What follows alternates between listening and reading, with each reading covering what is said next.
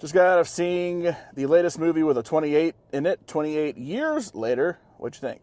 I know whenever I hear the number 28, in fact, I think it was an Office joke, I always think of 28 Days, which is a Sandra Bullock movie, which is also good. But I have not seen the original 28 years later. What is this? 28 days 28 later. days later in forever. So I was really intrigued to go see this one. I liked it much better than I thought I would. I wasn't expecting anything.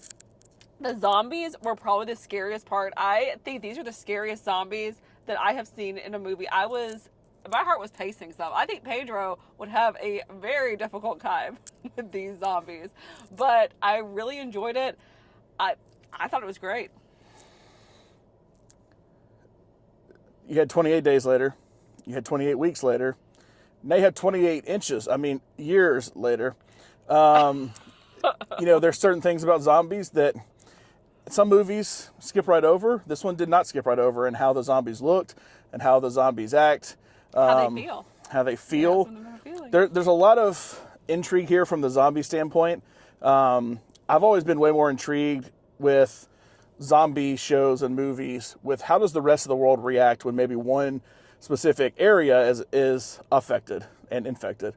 And that's what we get with this one. You kind of see how the rest of the world reacts because the rest of the world is not infected. Only the UK is. I don't know if that was brought up in 28 Days Later. I haven't seen that movie.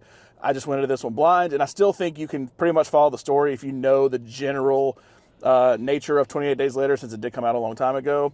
But this also kind of turns into I Am Legend at the end as well. So if you've seen I Am Legend, I feel like some of the storyline is plucked from that also. And I don't want to spoil it, but once you see it, I think you'll get what I mean.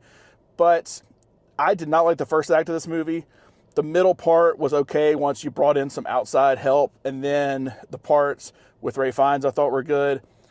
There's probably just enough to make me intrigued to see the next movie. I don't know about you. I think if you're a Sinners fan, I think you'll be excited about the next one. Jack O'Connell only in it for 30 seconds, Playing pretty another much. cult leader. I think he's found his niche. Yeah, he has. He's not a vampire in this one, though. But I would say it's all right. I was ready to say hard pass or not my cup of tea, and I'm kind of between not my cup of tea and it's all right. But, if you just want a violent zombie movie, sure, it's great. If you want something like that has just a little bit of story, a little bit of heart to it, that's what it is. I like mine to be more story and the violence is secondary. That's not how this one is. I respect some of the technical aspects from like the bullet time iPhone cams. It's stupid in the movie, but I kind of like the craft behind it. I don't know. It's okay. If you like the other ones, you'll probably like this one. If you just want a good gory movie, go see it. Also, make sure to subscribe to the Pop Culture And I Life. give it 3 out of 5 Teletubbies.